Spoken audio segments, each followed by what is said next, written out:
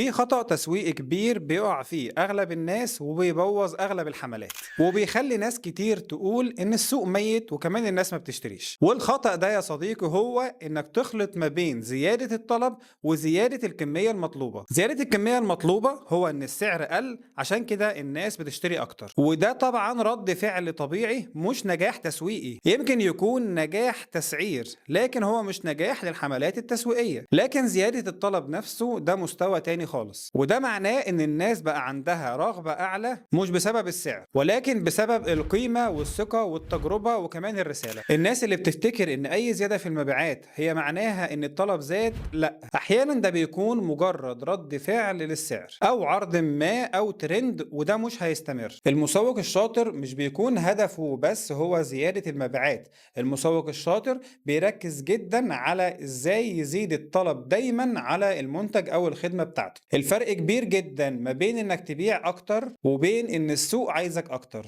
يعني يا صديقي مش كل زيادة مبيعات بيسمى نجاح، ساعات بيكون ردة فعل للسعر بس.